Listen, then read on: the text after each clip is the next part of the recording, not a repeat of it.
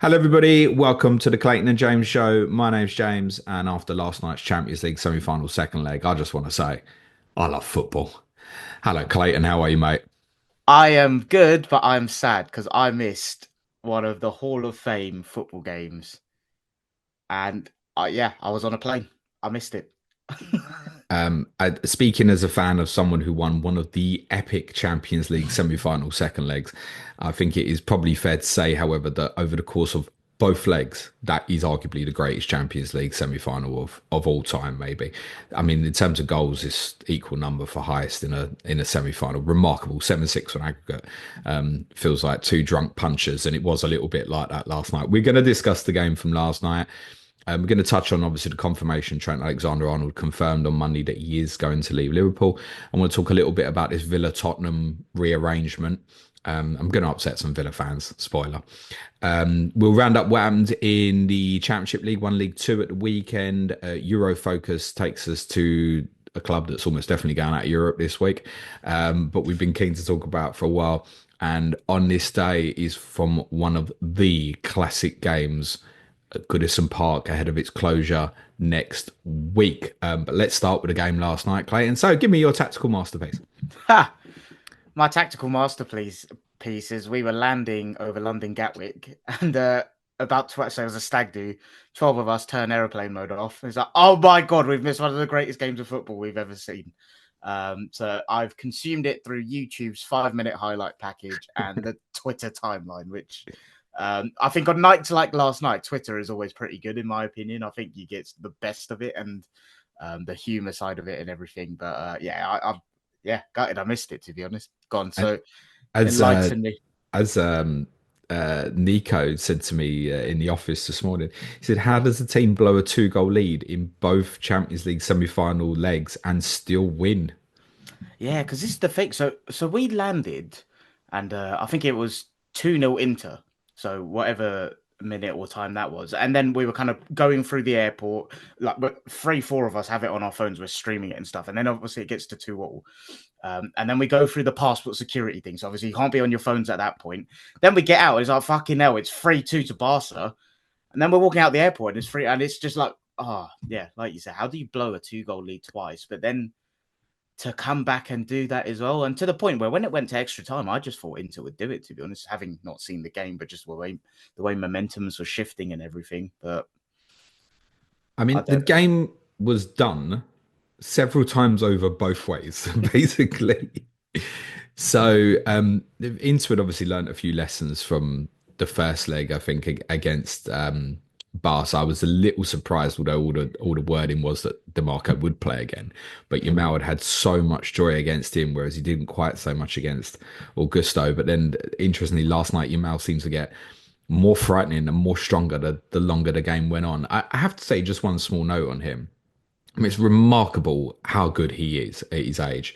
We was having a conversation, me and suggested is he like the best 17-year-old ever for his age. And you could only think of like Pele scoring twice in a World Cup final in 1958, and we can't really compare that. But he's now played over 100 games for Barcelona at the same age Messi had played five. yeah. I mean, we'll see what he's like at 26 if he's still going, but I think just try and enjoy it while it's there, right? I would say that he was trying to do too much last night, Oh, which okay. you learn that with experience a little bit. But there was definitely times where you're thinking, pass, mate, pass, pass, pass. And he'd take an extra dribble and he'd still find a pass or something at the end. But I think he will make his life a little bit easier if he releases the ball more. He's 17. I'm not overly like criticizing him. He's a joke how talented he is. I mean, at 3-2 up, he goes through and he hits the post from like 25 yards, and you think I maybe you saw should just that. keep the ball in the corner and stuff. But if he scores, no one says boo. Absolutely, I mean, astonishing talent. I heard Sommer had a pretty storming game. I saw one bit on the highlights as well where I think Inter were 2-0 or 2-1 up. They had a corner, Barca countered, and oh my god, that was like that was insane. And then it turned into like a 3v2, and then someone, Garcia maybe, had a open goal, should have scored, and Sommer saved it. It's a great save, but he shouldn't have been given a chance. The save from Yamal, where he's tried to bend it in the corner, is That's the unreal. proper worldly. Yeah, I mean, he was given the man of the match last night, which is extraordinary in a game that ends 4-3. And there could have been more goals in the game. I think, as I said, Inter learnt lessons from the first leg. In terms of the timing of their runs, they got a couple wrong. We know Barcelona play this exceptionally high line, and if you get it right, I don't think they're quick enough at the back or good enough actually And nor do they have the defensively. keeper to do it. Well, Well, clearly it's worked, but he's a other than chain that, smoker who had retired. So, and actually, his sweeper keeping him individually last night was fine. I wouldn't look at him per se in terms of any errors, but yeah, he's not Neuer, right? It's not that kind of profile of keeper that you'd associate with it. And I just don't really think they have the recovery pace. Someone like Van der Ven would be amazing for them. yeah, yeah. Ironically, right? You're talking about players and profiles because of his recovery speed. Oh yeah, that would work in Barcelona's lineup. They broke through it, but where they broke through it on this occasion for the first goal was winning the ball high. And DeMarco's actually come off the wing back position, ended up in kind of an 8 position, wins the ball back, turns over to the other wing back, gets it through to Dumfries, who squares it for Martinez and scores. And they get this penalty just before half time, which I think every single one of us, when it happened, went, what a tackle that is from Kabasi, who he's probably still having nightmares about the winning goal and not going to close for Tazy down, by the way. But I'm so critical of VAR, but this is one circumstance you have to go, wow, this works. Yeah, spot That's on. where it works, because there is only one angle where it actually looks like Kabasi takes through Martinez's foot and then takes everything. And it's the correct call to give the penalty. Calhanoglu has an incredible record for Inter from penalties. I think he's only missed one in his career. And I sat there at half time and all that was going through my mind was, if Arsenal turn this around, is this team good enough to beat Arsenal? Because this is done. Barca hadn't overly threatened that much in the first half. They'd obviously had a lot of the ball, but I don't think Inter were under duress. And you do have that, I guess, that stereotypical thought in your mind of it. It's an Italian team. They're at Yeah, home. They're 2 goals up. They are strong defensively. It will funnel into a back five. Inter will be safe. And then from nowhere, Joan Martin, who had I think, a struggled game from the left back position. I think Barca really missed Balde in a left back position last night. Puts in 2 brilliant crosses. And before you blink, Barca are level. did you say was that literally out of nowhere? Like, there was no momentum to suggest that was I mean, coming. they obviously had all the ball and stuff, and you know that they're going to have the odd moment. But I truthfully, I thought the game was done. Right. But as soon as Garcia scores, and it's a brilliant finish, you could feel momentum and a bit of panic setting in. As you said, I think that chance that Sommer saved was in between the 2 Barca Oh, was goals. it?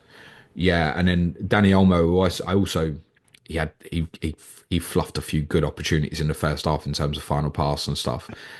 Scores a brilliant headed goal, 2-2, and it's all Barca. All Barca The from there. Inter fans must have been shitting themselves at that minute. Well, there was definitely a few Inter fans walking out the ground when after Rafinha scored. Oh, well, I hope they yeah. stayed. In that weather that came down, by the way, there was no rush to get out the ground and get in the weather, I don't think. But it got to a point where it just felt like Barcelona would score, or it would maybe get to extra time and it would kind of limp through to penalties because they were so in the ascendancy in that second half, Barcelona. Inter just couldn't sustain or maintain anything. And the game obviously followed a pattern where you've got 2 teams playing very different stylistically. Barcelona obviously going to dominate the ball, but Inter completely playing into Barcelona's vulnerabilities in terms of trying to get in behind quickly.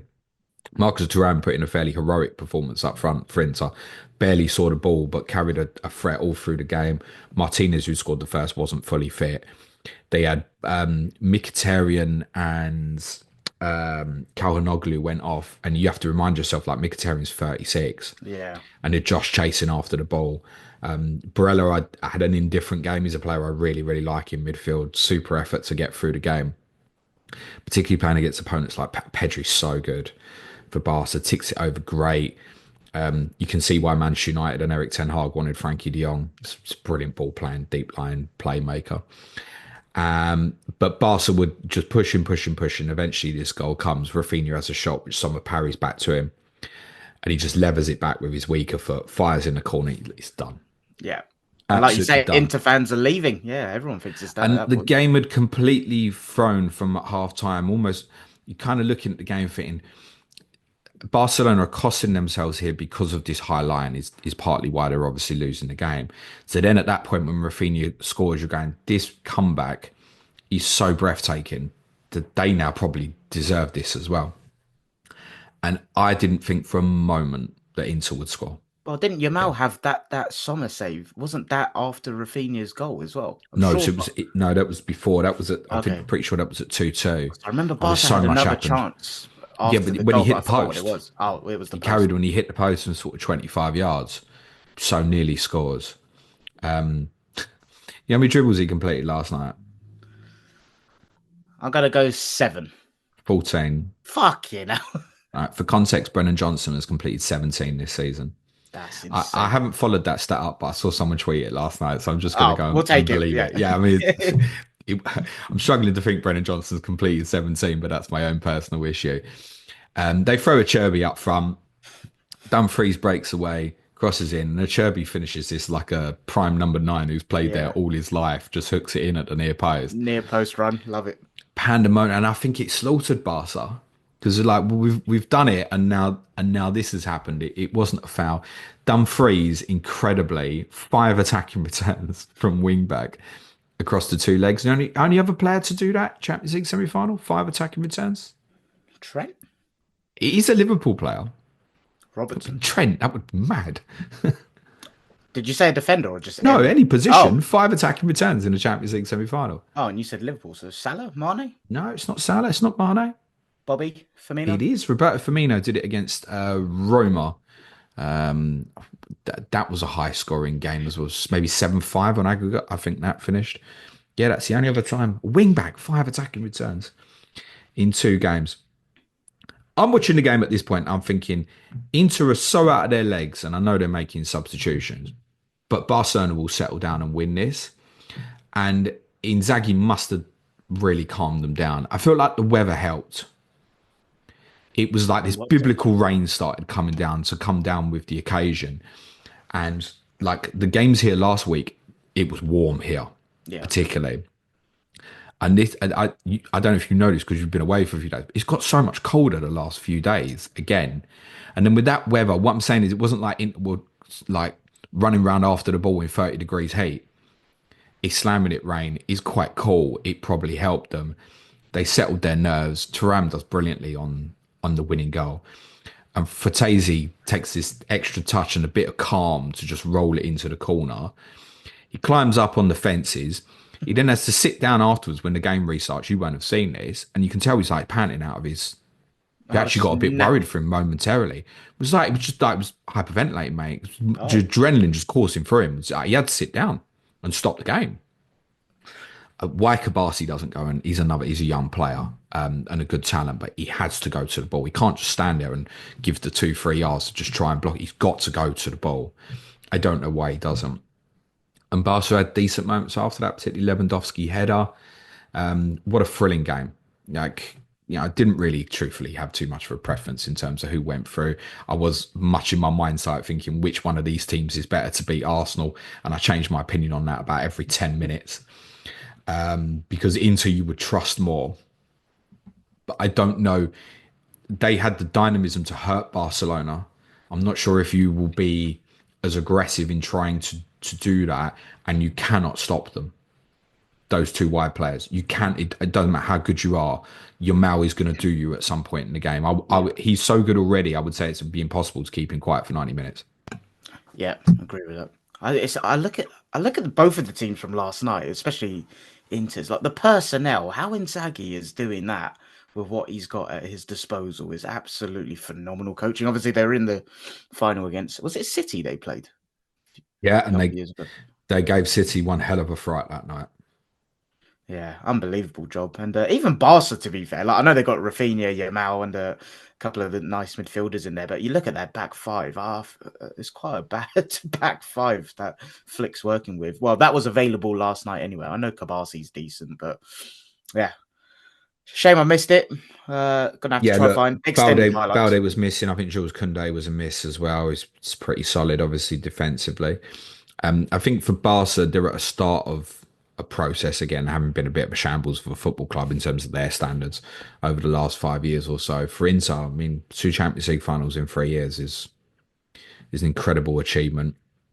Inzaghi knows how to set a team up, but we kind of associate them with defensive strength. They have conceded 6 goals across these 2 games, but have found Yeah, a way to get seven. I think if you'd have said to anyone, Inter Milan will score 7 goals against Barcelona across 2 ties, despite how wiry Barcelona are, I don't think many people would have believed that. Incredible football match. yeah. We covered it. Superb. I can't remember if it was last week or the week before, but obviously in Serie A, they're second at the minute, 3 points behind Napoli. So fighting on both fronts, very impressively. Yeah, Napoli will probably win that from here, which you would imagine.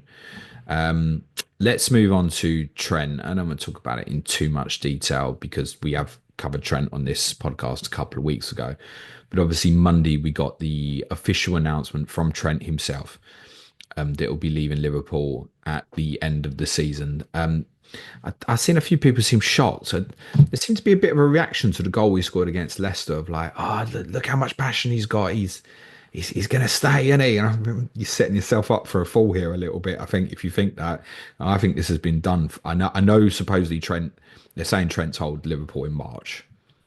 I Okay. think this has been done for a very, very, very long time. Yeah, I think so as well. What's the general reaction to it in this country when it came out on Monday? Because I was in Croatia, so Well, people were indifferent. Let's say out there. I think most people expected, in terms of neutrals, for Liverpool fans, I think the reaction understandably mixed. I'd stressed on this podcast a couple of weeks ago, like, don't boo him. Like, there's no need to do Yeah. that. But I saw someone saying it hit home, and I thought, yeah, that's absolutely spot on. Someone was like angry, was like, I don't care about him. And that's fine. Someone said, I'm not going to be giving him like this incredible send off when he goes. And I thought, yeah, that's fair enough. Yeah, I don't think I would be either. I wouldn't be going, oh yeah, you're my greatest ever right back or anything like that. I mean, there's Liverpool about other great right backs, etc. So no, I don't think like the idea of him standing in front of the cot with like the Premier League trophy, kind of taking the adulation and getting like a hero's send off. No, No, because no, he's leaving in I his prime, understand isn't he? that.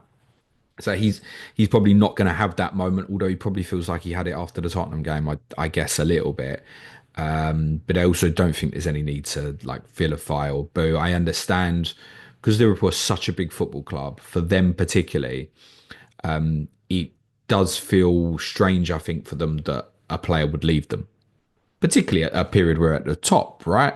You think about Gerrard nearly went to Chelsea in 2005. They just won the Champions League, but they were pretty shit, actually. They'd Yeah. finished below Everton in the league. Whereas now you're like, okay, yeah, they're the best team in the country. New manager, can it push on to more? I suspect, like I said, I think the decision was probably made a long time ago. I get the whole he's a homegrown player, so it hurts a little bit more. I get that. But we can never understand what the external factors are.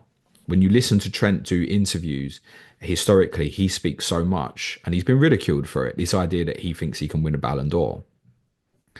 And statistically, if you look at it, he is more likely to do that with Real Madrid than he is with Liverpool. Yeah, I don't know. I But there are don't know. so many other things at play. I don't know if he's got a girl who's like, mate, I'd want to live in Madrid.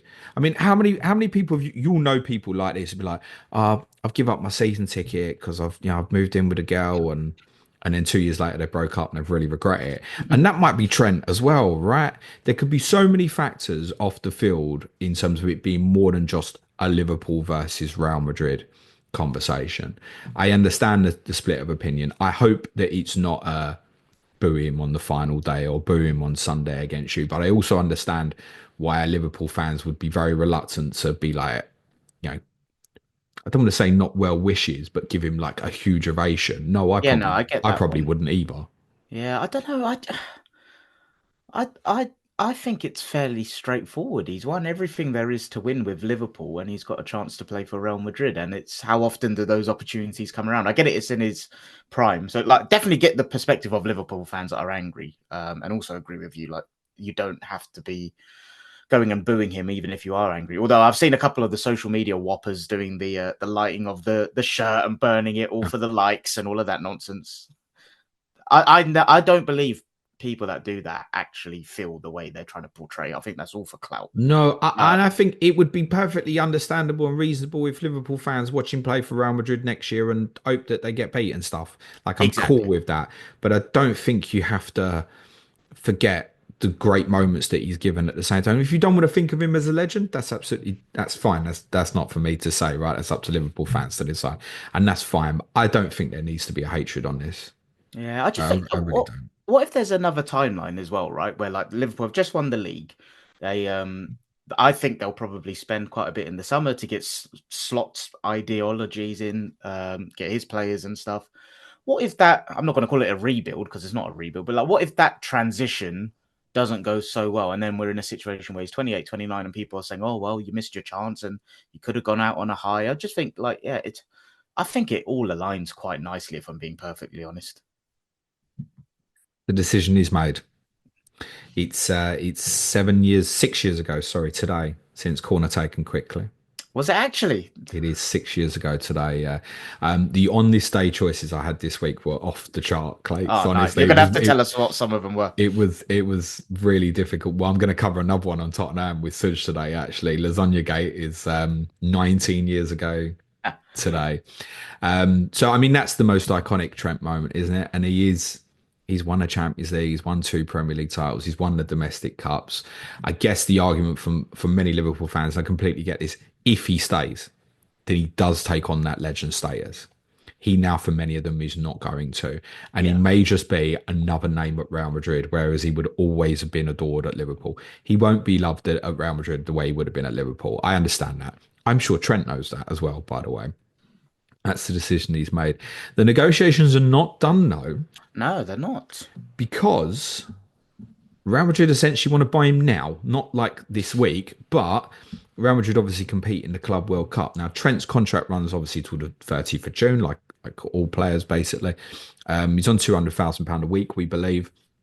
Real Madrid want to pay Liverpool sort of circa 1 million or 2 million or so to take him, obviously at the end of the season, so that he can start the Club World Cup with Madrid. Don't really think there's too much reason for Liverpool to deny that, other than being bitter about the scenario. That either way, he'll be able to play for them from basically the quarterfinal stage. So He when would might as that well be? cover Day his one? wages and take a bit of money, right? You would What? think. When would that be? The quarterfinal stage. So I think I read that the last 16 stage of the Club World Cup, I think starts June the 28th, I think. Oh, so literally So a he few could play days. from like the quarterfinals. Yeah, so a few days before his contract's done anyway. Yeah, like you say, what would be the reason to deny that If other you're going than to be bitter bitterness? about it, I Yeah, mean, Liverpool aren't in the competition. If Liverpool are in the competition, I'm like, okay, yeah, we'll deny them maybe. But I don't think there's a true reason to deny that. So there's try squeeze. every chance Trent will be playing for Real Madrid in 5, 6 weeks. Yeah, I And guess that Liverpool. that possibly makes it a little bit tougher as well for Liverpool fans, in the sense you have the old summer to process something, whereas it would feel like the season's finished and he's playing for Real Madrid. Yeah, that would be a bit annoying. But yeah, I guess Liverpool will try squeeze a few million out of Madrid if they can for that. I don't think they'd get much, but they'd have every right to at least claim what his wages would be over that period, which I guess will touch towards 1 million Yeah. as a minimum. So, Do you and think that will happen? what reason is there for Liverpool to deny it and not take any money and continue to pay Trent 200 grand a week when essentially he's on holiday? Yeah, Might doesn't as well really stack up. take 1.52 million or whatever it's going to be, basically. Do you think it will happen? I think probably will, yeah. Yeah. Yeah, same. I mean, this window has been opened for teams specifically in the Club World Cup to buy players. I think it's between the 1st of June and 10th of June where they can register players. Another player it might be interesting to keep an eye on is like Kevin De Bruyne, for example. True. Now, Kevin De Someone. Bruyne has said that he pretty much doesn't want to play for Man City in the Club World Cup. So, but if you joined an MLS side, for example, who are in the competition, and there's a number of them, would they demand that he plays? And then he gets a break after the tournament. And there'll be other ones as well. You could definitely foresee the likes of the PSG or even Chelsea. I mean, Chelsea have been trying to register players early so they potentially go in the tournament. City might do some business themselves. So Yeah, if De Bruyne went to an MLS one, they would 100% do that in terms of get him playing out there and then give him a break because that's their kind of advertising window, right? you would think so, yeah, absolutely. I want to talk about the Villa Tottenham rearrangement a little bit. I'm going to boil some piss. I'm really So sorry. I am so out of the loop on this because I've been drenched in alcohol for a few days. So Okay, mate. Well, what please what drink responsibly and all that, mate. what what's why are you going to piss off Villa fans? That's what I don't So understand. Villa Tottenham has been rearranged. It's been brought forward from the Sunday to the Friday night, which means if Tottenham obviously get through on Thursday, which is no guarantee that they do so, as I keep telling people, then Tottenham and Manchester United, who will definitely go through, will both have a 5 day gap from their game week 36 fixture to their game week 37 fixture, and then a 5 day gap to the Europa League final, and it's fair and equal. Okay. The Premier League kind of made a rod for their back with the Chelsea Manchester United movement to the Friday night. Originally, they'd said that there wouldn't be any games on the Friday night or the Saturday to give kind of free preparation to the FA Cup final, which is obviously between Manchester City and Crystal Palace. The problem with the Chelsea Manchester United fixture was kind of twofold. One, United's potential involvement in the Europa League final, and then, for all we know, United and Tottenham put requests in a long time ago in terms of potentially moving fixtures. But it was doubly complicated by the fact that Chelsea and Manchester United also meet that day on the Sunday in the Women's FA Cup final. Okay. So they didn't want the men's league game to clash with the women's FA Cup final. Interesting, by the way, the Premier League's happy for their fixtures to clash with the women's FA Cup final and not the men's FA Cup final, by the way. If you're trying to get exposure to the women's game, maybe don't have Yeah. games at the same time. That's a whole different matter. So it was kind of agreed with this exceptional circumstance of United possibly playing in the Europa League final and the two teams also meeting each other in the Women's FA Cup final on the Sunday. That the only option really was to bring the game forward to the Friday once Sky had decided inevitably that they wanted to show that fixture. Villa Tottenham obviously would have been brought forward to the Wednesday if Villa hadn't pissed their FA Cup semi final against Crystal Palace up the wall. Sorry, not sorry. So it was always likely that that fixture was going to get brought forward. And I think, like I said, for all we know, Tottenham had a request in long ago that had said, well, if Villa get to the final, that's great. We know it's got to be on the Wednesday. It's the literal only date it could be. But if they don't, our request is going in to bring the game forward. And because United's game been brought forward to the Friday, you've now got this kind of inconvenience where there's potentially two English teams playing in a final and one team has been favoured over the other. Yeah. And it's not a good look, right? Because United would have had an extra 2 days to prepare. And I very much imagine that Tottenham probably went to the Premier League, said, look, you can leave it on the Sunday. And Tottenham were pushing, we think, for the Thursday.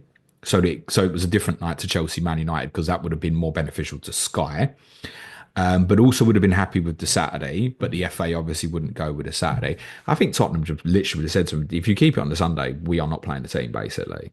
They would have just Whereas gone I with the think youngsters. now, and I know a lot of the arguments been Tottenham are still going to play a reserve team. I don't think Tottenham are at Villa because you've got to think about it. If we go through, and again, it's an if, you come traveling back from Norway, far high in Norway, right? It's a big journey back. We're clearly going to rotate against Palace on Sunday. Yeah. So then if we don't play players against Villa, then they've gone from the semi-final to the final and not played. Yeah, and that's a long gap then. Right. So I think I don't think Tottenham treat it like the most important game in the world. And again, it might be someone like Van der Ven is still wrapped in cotton wool because of his injury record. But I think Tottenham now pick a fairly strong team at Aston Villa. And I think similarly, I think Manchester United will pick a fairly strong team at Chelsea. Because they're not playing for 2 weeks is not ideal, right? And the 5 days recovery, yeah, of course you are risking injury, but you could risk injury at any point, right? So the two teams now, and obviously Chelsea and Villa are obviously both going for a Champions League place. The whole gig feels a little bit fairer. The annoyance from Villa fans, I understand. Oh, you're bending over for Tottenham. You didn't bend over for us. And I can see that to the naked eye. My question to Villa fans, and you are more than welcome to feed back to me, is the Villa fans are constantly saying the Premier League didn't help them when they had requests. My question to the Villa fans is, can you tell me what the Premier League could have done differently? Do you know what they could have done differently? Absolutely nothing. All right. So the main complaint around from Villa's perspective is the fixture with Liverpool. It was a weird quirk with the fixtures, right? Which centered around Villa, Liverpool and Tottenham. So Villa, Liverpool, if you think of the 3 match weeks that could have games postponed, Carabao Cup final, FA Cup semi-final, FA Cup final, yeah? Yep. Carabao Cup final, Villa was scheduled to play Liverpool. FA Cup semi-final, Liverpool was scheduled to play Tottenham. FA Cup final, Villa was scheduled to play Tottenham. So you had a triangle around these three teams, and they're all in European competition. At the time that the Villa Liverpool fixture was brought forward, right?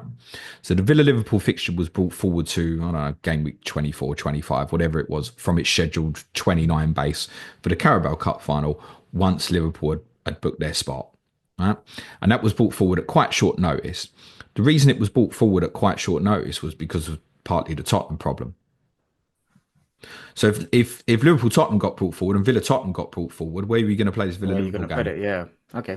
Right. So at the point the Villa Liverpool game was brought forward, Villa Liverpool are still in Europe. Tottenham are still in Europe. There isn't many places to. We'd highlighted and said that there's a problem here with particularly Villa Liverpool, right? The fixture got brought forward.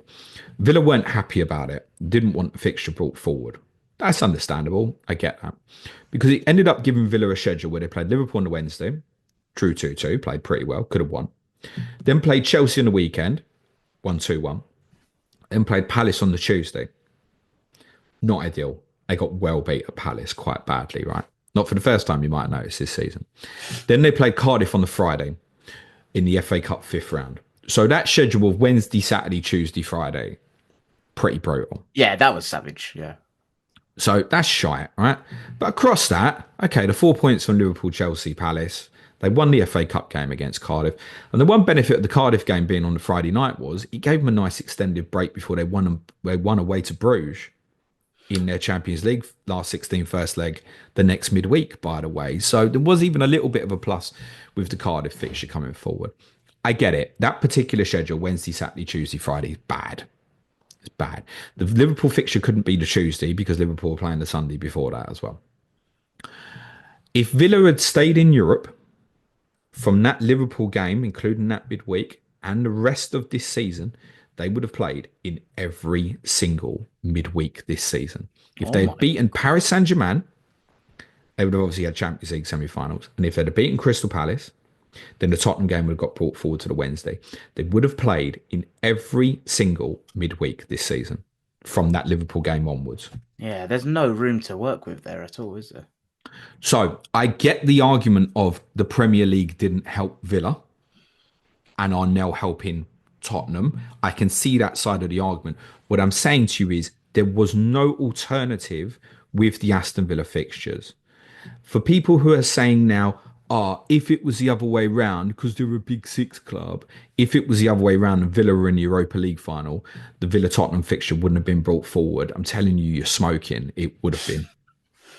Right. Well, this big six bias and all this is absolute nonsense. Is that what a lot of it has been? The kind of they're protecting. And it's just I get it, because if you look at it on the face of it, you go, we weren't helped, they're being helped. So I see that. What I'm trying to explain to you is the Premier League had no alternatives with what they did with Aston Villa's fixtures. Yeah. And if Aston Villa had beaten Crystal Palace in the FA Cup semi-final, the game would have been on the Wednesday night, 3 days before Villa played an FA Cup final. There would have been no alternative whatsoever. I also completely understand Villa fans going, wouldn't it be Spursy now if Tottenham lose on Thursday night? There's every chance, guys, that's going to happen. Villa's spacing here is obviously fine, right? It's 6 days from Bournemouth to Tottenham, and then they've got eight or 9 days till the final day, right? So their spacing here is fine. And it's interesting. That's the way it works out, unfortunately, that you have a team plays every 3 days, every 3-4 days. And then at the end, it's like, right, now we've got 6 days and 8 days spacing. It's an inconvenience of obviously doing very well on the path, but not just making quite the final hurdle. You couldn't, the only thing I think that the Premier League could have done differently here is because it got obviously so late where the announcement was on Tuesday, yesterday. The only thing I think they could have done differently if Villa were that up in arms about it would have been to say, right, well, if Tottenham go through on Thursday, it's Friday night. And if they don't, it stays on a Sunday. Why? I think it's the only thing that could have been done differently.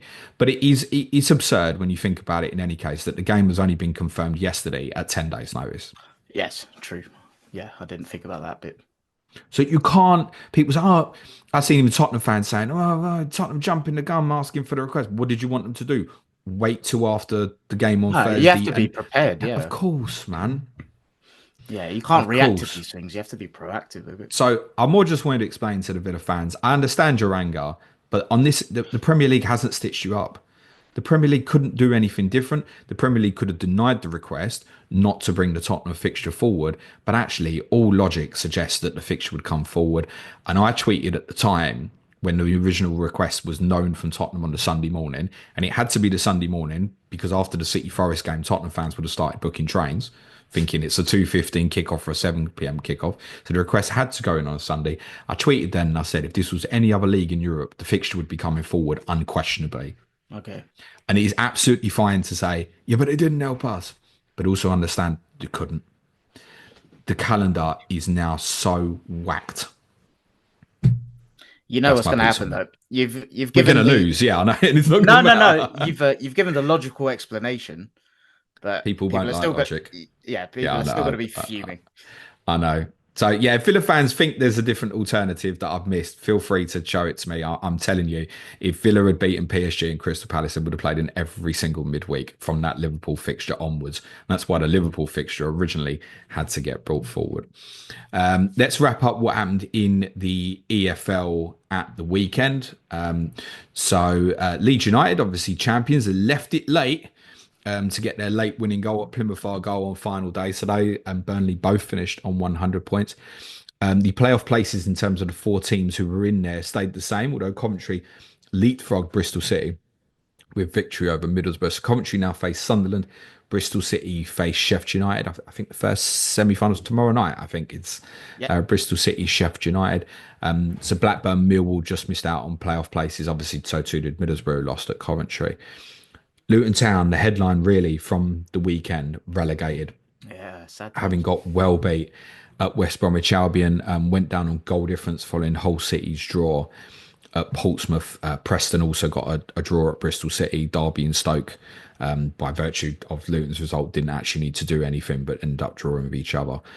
I cannot believe, reflecting back on podcasts we did on pre-season, that Luton Town had got relegated.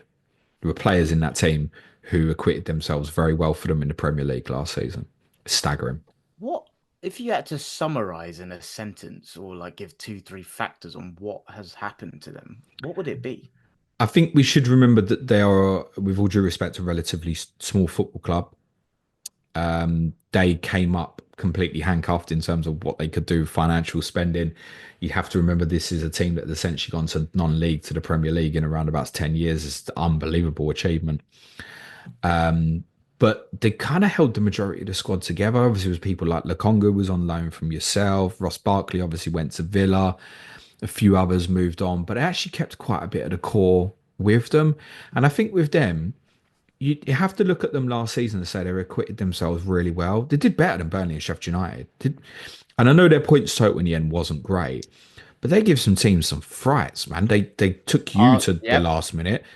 They were minutes away from beating Liverpool. They acquitted themselves really well last season. Pretty much did as well as most neutrals could have expected. And I just think now there's been so much talk recently of, well, the teams will get relegated. We even look at how shit Southampton, Leicester and Ipswich have been and think they'll be near the top of that league next year. You're just not expecting anyone to fall like this now.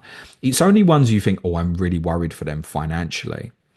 And Luton was done last season as a model that was based on sustainability for the future of the football club. They got plans in place to build a new stadium.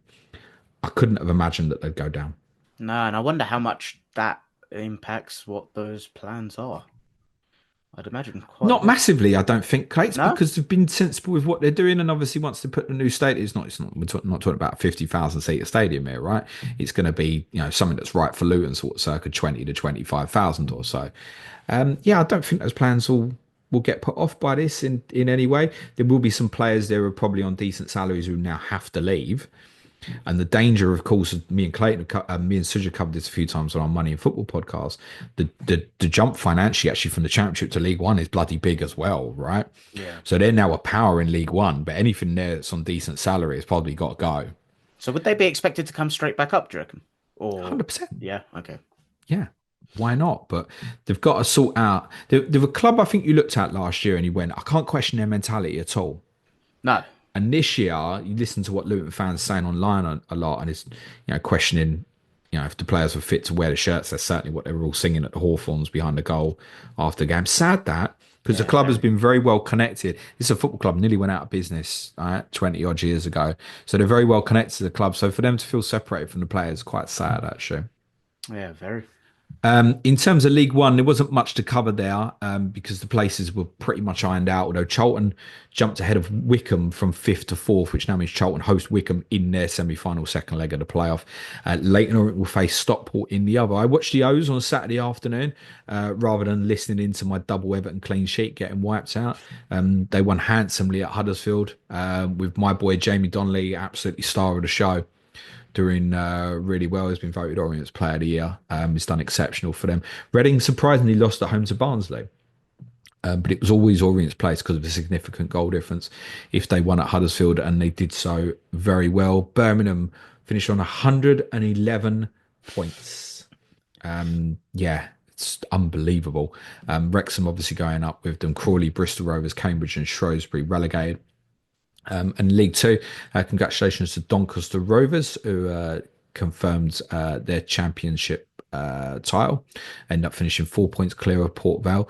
Walsall, you might remember I told you Clayton last week had gone 13 games without winning a game. Finally did at the weekend. Was it enough? No, because Bradford City scored in something like the 95th minute to beat Fleetwood to gain the final automatic place. Walsall now travel to Chesterfield in the first leg of their playoff semi-final. And Wimbledon did win at Grimsby to claim, importantly, a playoff place for themselves. They go to Notts County. I think that first leg's on Saturday night. So Salford, Grimsby and Colchester just missed out on the playoffs. Carlisle and Morecambe, we knew, were already gone. Clates, I think that's to Euro focus. It is. We're going to the Basque region of Bilbao because that's who we're covering. Although I think that tie's dead in the water. We always we always do a team where they're obviously playing a team like it's typically been Chelsea's opponents this season, actually. But yeah, Eurofocus is Atletico. It's because we wanted these teams that we'd never heard of, and Bilbao doesn't fall into that category. No, yeah, Athletic Bilbao is the team we're covering this week, and we were close to doing them. I think around the time they were playing Rangers, maybe, or we definitely touched on them when they were playing Rangers. But yeah, they've had a pretty good season, to be fair, especially in the Europa League. So it was their first return to Europe after 7 years, which I wasn't aware of. But yeah, for anyone that isn't aware, they're 3-0 down after the first leg. And I saw this morning both Nico Williams and Inaki Williams are actually ruled out of the tie as well. So are they both out? Both confirmed out. So domestically, they're fourth at the minute. I can't remember how many games they've got left, but I'm wondering if there's an element of 4, and they're 3 points clear of Villarreal, I think.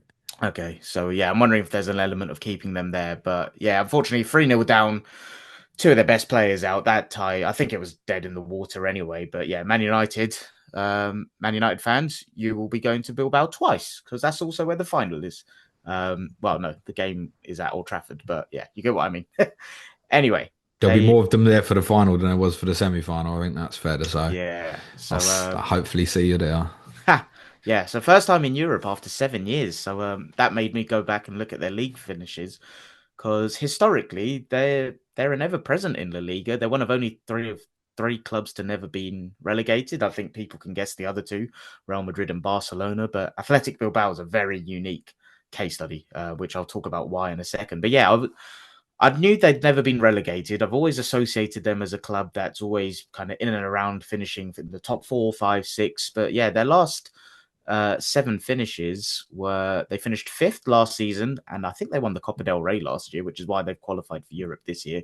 But then there was 2 8s in a row. There was a 10th, 11th, an 8th, and a 16th in the 17-18 season. So it's not been the best journey in recent years. But yeah, this season, their route to the semi-final, unfortunately, where they go crashing out now, it's been pretty good. They finished 2nd in the obviously the new league phase.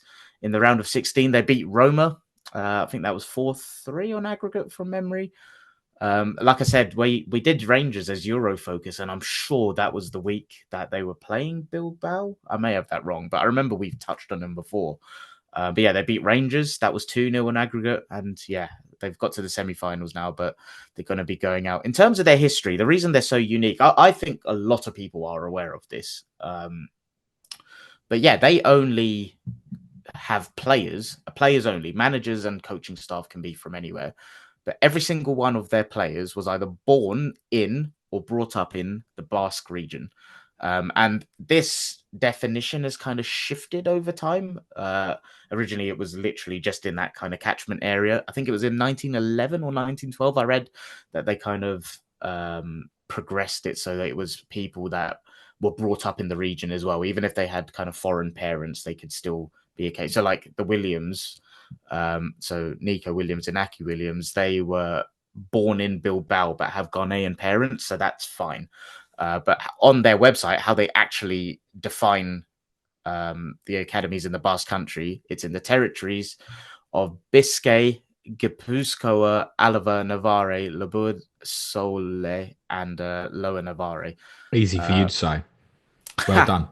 But I think the thing that blows my mind is like the catchment area. That's so small, and obviously you're talking about teams like Real Madrid, Barcelona, who I know they're not competing with for La Liga anymore, but money, right? I think in the modern game, you've got extensive scouting networks across the world, money, and to be able to do that and compete at the level they are doing regularly, even despite those league finishes I mentioned, I still think that's quite impressive considering how they choose to bat. Very, very unique. It's a place I'd love to go actually, because separate to Eurofocus. Me too. I bet you will. But separate to Eurofocus, the kind of Basque region is really known for their cheesecakes, and I love cheesecake. And San Sebastian is apparently foodie capital of Europe, which is around there. So yeah, but in terms of their history, there's some connection to the Brits. So they were formed in 1898, but before that, I think around 10 years before that, there were British migrant workers that were actually studying in. Sorry, there were British migrant workers and young Basques who had studied in Britain, and they came together to see this love of football, and that's what kind of inspired the birth of the actual football club. And there's photos on their website in 1889 from the Sunderland Daily Echo, which is a match played in Bilbao between English sailors. So that's quite a nice touch and connection to how the club was formed. And then is that why they were red and white as well? Pardon? Is that why they wear red and white? Is there a link to that with Sunderland? Maybe. Well, I'd actually read that their first kit was more like Blackburn Rovers. Yeah, their first kit was definitely different, but I'll be honest, I don't know. I don't know if that's where the red and white comes in from Sunderland, but it's literally just a Sunderland newspaper that they're reporting on their website. Didn't we think it had something to do with Southampton as well, maybe, because of the ports? I'm sure that's right as well. I trust you. Might be. Sorry. No. Carry on. But yeah, so that's when they were founded. They're obviously one of the oldest and most successful. I still don't know how they're this successful when they've only been It's able remarkable to maintain the standard. I mean, imagine, I don't know, Newcastle is probably like a good equivalent one. Newcastle would only pick players from in and around the northeast, for example. Like, it's incredible. But yeah, with that, they've won 8 league titles. They've won 23 Copa del Reys. Like I said, them, Barca, Real Madrid, never been relegated. They've had 2 really successful eras looking at it. One was in the 1930s and the other in the 1980s under a manager called Javier Clement. They won back-to-back league titles then. But then between 1984 and 2021, they actually didn't win a single major trophy. And I mean, this must have been a horrendous period as a fan. They got to 6 Copa del Rey finals and lost all 6 in that period there as well. In 2007 as well, they hit a bit of a low because they came quite close to relegation and they finished literally just above the drop zone. So, but they managed to keep that relegation record intact. And in terms of like just on the European stage, again, cup finals, not their thing. 1977, they got to the UEFA Cup final. They lost to Juventus, which was actually on away goals back then.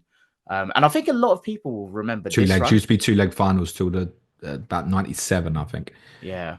But I think a lot of people will remember this run as well. So in 2012, they were under Marcelo Bielsa, and I think that was the football team that I was going to say put him on the map. That's very no. A better way of saying that would be ingrained Bielsa into the English psyche because they were so good against Manchester United. Ironically, that's exactly it. Yeah. So on their way to the final, the Europa League final that season, exactly that. Man United had fallen into the round of 16, I think it was, because they got knocked out of the Champions League group stage that campaign. And yeah, like you say, the Bielsa's team, they were fast, the pressing machine. Everyone knows what he did with Leeds, right? And I think that Bilbao team had obviously better personnel, had that identity there. And yeah, they kind of won the hearts and minds. They beat Man United in the round of 16. I can't remember who the other teams were on the way to the final, but they played Atletico Madrid in the Europa League final. But yeah, that was a season where exactly like you said, Marcelo Bielsa kind of came into the psyche of everyone in England. Yeah, and then I mentioned 2017 to 2023, it went a little bit quiet again, a lot of mid-table finishes in there. But yeah, I think something that could have been poetic, but sadly isn't going to be, is obviously, like you say, the final is actually in Bilbao. So they could have had two opportunities to play there. They could have played in front of their own in the final, but sadly they're not. But yeah, their stadium looks really nice. And apparently it's one of the best atmospheres in Spain. It's called the San Mam. And it's quite nice. It's like a fusion between the future and the past. It originally opened in 1913. It was nicknamed the La Catedral. But there was a new version that was built in 2013, and they've tried to keep some of the authenticity of it, keep some of the spirit alive from the old version as well. But yeah, very, very unique club, Athletic Bilbao. It'll be interesting to see if they maintain that philosophy. It's something that's been going since, like I said, I think 1911, 1912, I think I read it was. So I mean, we're 2025. I presume it sticks now. Yeah. And until it hit a point, we'd be like, okay, like we've gone down or something, and we'd have to think about changing. I presume it must mean so much to the supporters there as well. I mean, 100%. the pride you would feel in Yeah. if that team is successful, even like winning a Copa del Rey last year, for example. Yeah, you must have such an attachment to that football club. We talk about belonging and being part of a group. For them, must be a different level. Yeah, but also the players that come through must feel such an affiliation. And it's funny, we were talking about Trent earlier, right? Like, imagine if a club Players like, wanting to do it massively, yeah, yeah, and knowing and what that means, and the definitely. context if you go. Well, this is the thing with Nico Williams as well. He's kind of touted as one of the most sought after wingers in Europe at the minute, right? And I think there was opportunities to try get him last summer, but he didn't quite fancy the move to some. I think Arsenal were a club linked with him last summer. I know we're definitely linked with him this summer, but yeah, there's that affiliation and pride and attachment that players will have for that club and system, and their manager Valverde as well.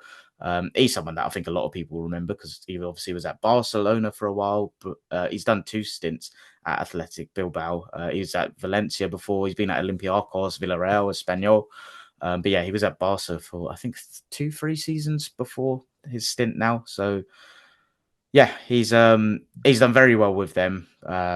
Yeah, I think their priority now is to try secure top 4, try get themselves into Europe again for next season. I hope they do it. It's been a while since they've been in the Champions League. It was interesting. I was looking through games that they had against English teams, and before I looked, I couldn't think of many. It was only the United game I could think of in my mind, and yeah, that's the only one against an English team this century.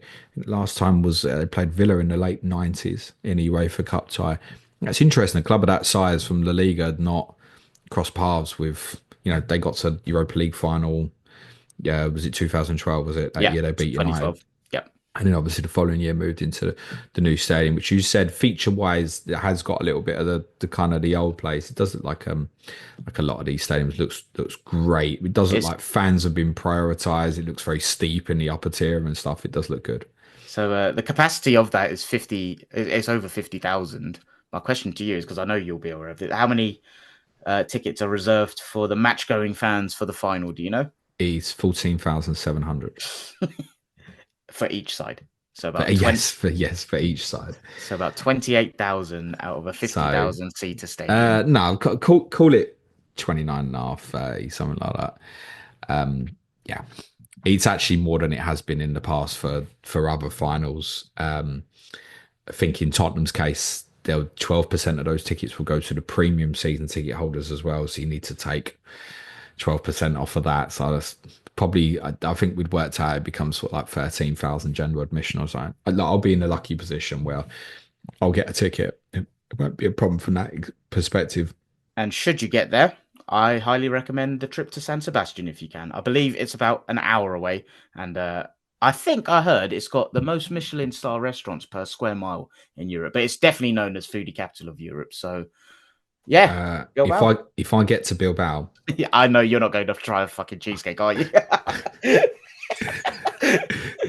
I You're mean, going. I do like my food, but as Nico, because Nico went to Bilbao quite recently, so there's some amazing restaurants I'll tell you about there and stuff. So, if I get to Bilbao, I ain't moving, mate, through fear of not being able to get back. Because let me tell you, the problem for Tottenham Manchester United fans, yes, for some it will be getting a ticket, but the biggest problem might be just actually getting there.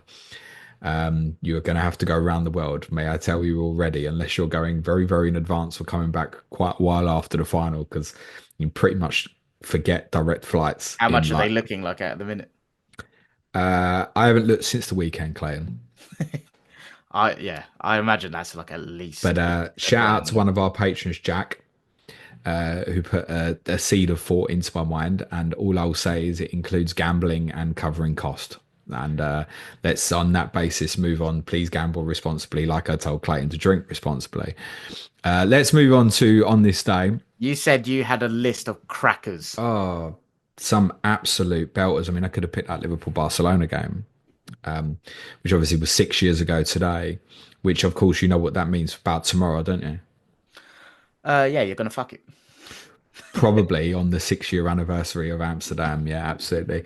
Lasagna Gate, 2006, West Ham, Tottenham, and there were a few other interesting final days that could have been covered as well. As is this one. It's from 1994, and as I said, it's a very memorable game at Goodison Park. It shouldn't have been because Everton got themselves in a horrendous position. Might remember, Clayton, you and I doing an Everton on this day earlier this season when they lost 5-1 at home to Norwich. Yep. This is from the same season. I'll paint the picture for you. Everton are at home to Wimbledon on the final day of the Premier League season, 1993-1994. Wimbledon are sixth. They're not a joke. They were the most awkward team in the league to play against. Think Stoke City, but 10 times more aggressive. Or just Arsenal, but 20 times more Hey, aggressive, Clayton. By the way, I noticed your dig about Stoke last week, and it wasn't until the edit I noticed it back. I can't even I remember what said it something was. about Stoke, and you were like, boo. Oh, It's very weird considering you look up to them so much. Yeah, Wimbledon was the worst team you could play against if you needed a result. So going into the final game of the season, it's 22 team league at the time. Bottom three would go down. Everton are 20th on 41 points. Southampton, Ipswich, and Sheffield United all on 42. So even a win doesn't guarantee Everton survival. Sheffield United were at Chelsea, who were a bottom half team at the time. Ipswich Town were at Blackburn Rovers, who were a very good team at the time, finished second that season, obviously would win the title the following season. And Southampton were at a bottom half West Ham. I guess in theory, for Everton to have won and gone down, would have needed all other three teams to win. There was a little bit of thought process that a draw might have been enough. But Everton's biggest problem was obviously Wimbledon, and of course, I say of course, but interestingly, back in these days, all the games kicked off at the same time except one, what was the even though one? it was the final day. All the games played were played at 3 o'clock on a Saturday. Right. None of them were televised.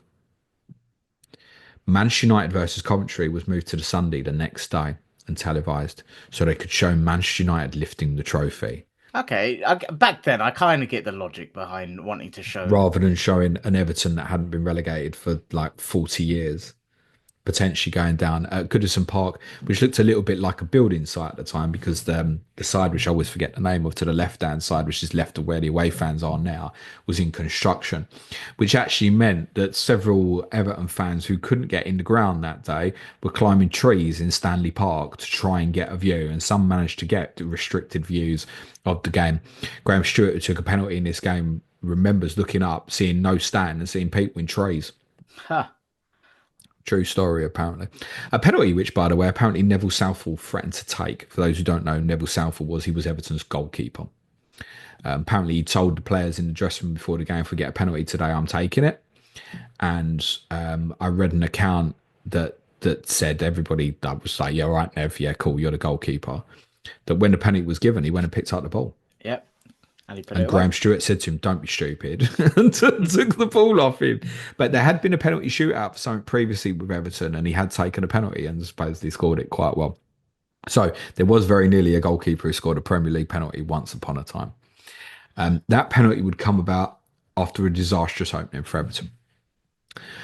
Wimbledon would get a penalty after 4 minutes themselves after Anders Limpar, he Swedish, formerly of Arsenal, Yep. inexplicably jumped and put his hand above his head from a corner with absolutely no one near him. It's utterly bizarre. Clear as day penalty. Southall gets two hands on Dean Holdsworth's penalty, but it squirms into the corner. Wimbledon ahead. Up to 20 minutes into the game, set piece diagonal, Wimbledon trademark. It's knocked down. Two Everton players go for a clearance. It gets half cleared.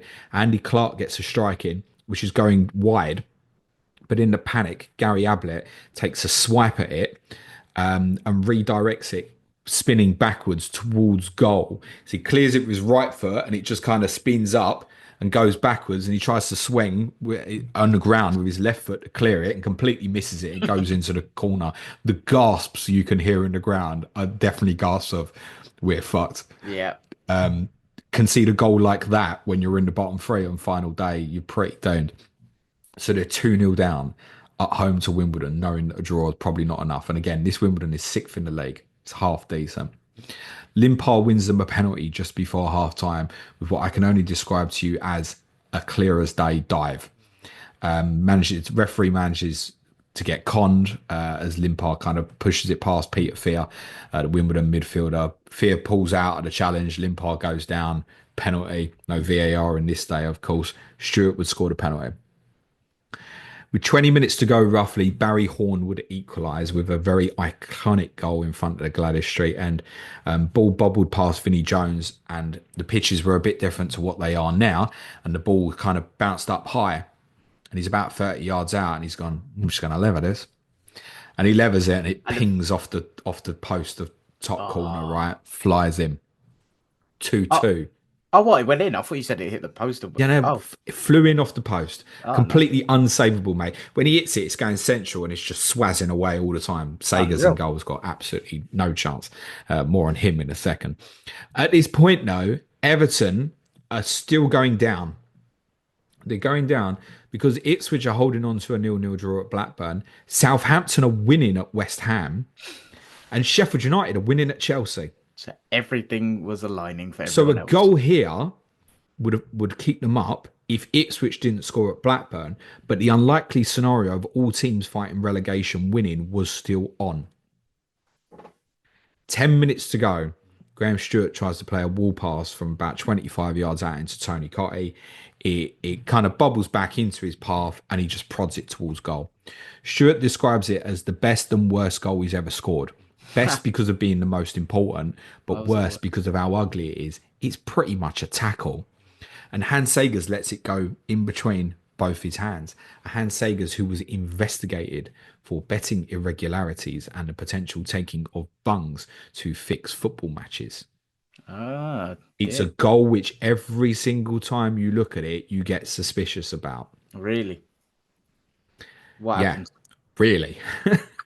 Well, Everton won the game and it finished with them winning 3-2, which would have meant that obviously Ipswich were going down.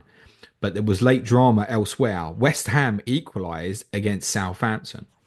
And Mark Stein had equalised for Chelsea against Sheffield United with 15 minutes to go and then scored again in injury time, which meant Sheffield United were relegated. And Everton actually ended up going from 20th to 17th on final day. Despite having the fear that all four teams might win, in the end, they were the only ones that did.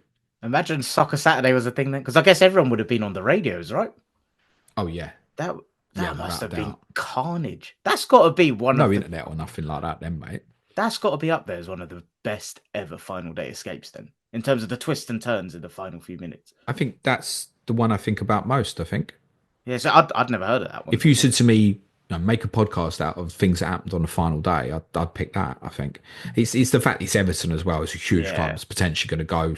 They had to get a result to stay up on the final day. Had Man United already won the league?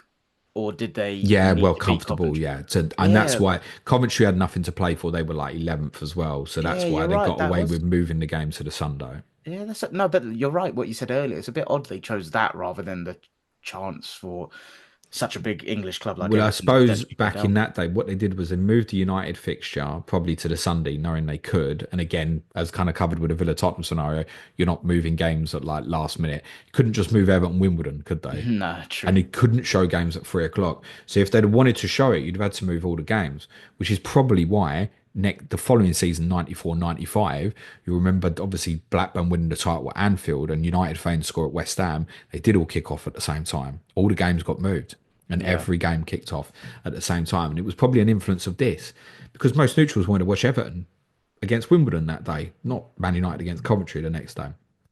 Are there Uh, is there footage available of it anywhere? Like I assume there'll of be some this, of highlights and stuff, but like if the game wasn't televised and stuff. yeah, of course. Yeah, it was the main game on Match of the Day. I've got highlights copied into the bio if anyone wants to have a watch back of it. There's quite a few videos knocking about. And it was devastating end for Sheffield United to go down. I wonder what it was like for Ipswich, where briefly they were going down and needed a goal at second place Blackburn, and probably were going for it. But then ultimately, if they'd have conceded, they'd have had a worse goal difference than Sheffield United. They must have been between a rock and a hard place, thinking it's more likely Chelsea score or West Ham score than we score. Yeah. Weird. It flips so much. Teams for the record: Everton was Neville Southall, Ian Snowden, Gary Ablett, Dave Watson, David Unsworth, Limpar, Barry Horn, who scored, John Ebrell, Graham Stewart, Paul Ryder, Tony Cottee up front. Ryder would have course scored the winning goal in the FA Cup final the following year because Mike Walker's tenure as Everton manager is kind of covered on that pod we did in September. Didn't go very well. I mean, in that running, Tony Cottee was the only player who scored from him, I think, from start of March till the final day. It scored like 2 goals in like 9 games or Like something. Leicester. They've fallen like a stone. Well, not really, because Leicester fell a long time ago. Everton fell at completely the wrong time. The Wimbledon lineup: Sagers in goal, Elkins left back, Kevin Blackwell and John Scales centre back. Scales once played for Liverpool, Tottenham, and England. Warren Barton also played for England. Obviously went to Newcastle. Midfield: he of Lock, Stock, Two Smoking Barrels, Vinnie Jones, and other acting films are out there. Peter Fear, Robbie Earl, who scored for Jamaica in the 1998 World Cup. Up front, Dwight Gale, Clark, and Dean Holdsworth, who would have been a popular fantasy asset back in the day, was very consistent goal scorer at his peak for Wimbledon, who I think that was probably their highest ever finish that season as well, sixth. Nicely done. That is on Trip this down memory day lane. from 1994. More Everton for you tomorrow on Clash of Correspondents. Fulham versus Everton with Lewis James and Sean Norton. That is available for all paying patrons now. If you want to get hold of that, there. Ask James is scheduled for 2 p.m. on Friday, and I think Clayton will be back with me next Wednesday, where we might even reflect on what's happened to your team. I wish you luck tonight, mate. Thank you very much. Same to Gritty you for teeth were tomorrow pretty with gritted gritted there. teeth. Thanks everyone. If you're watching on YouTube, smash a like, hit the sub button. For the audio listeners, a 5-star review does go a really long way. Please be nice to each other and cue music, please, man child. I now need to find the stop recording button.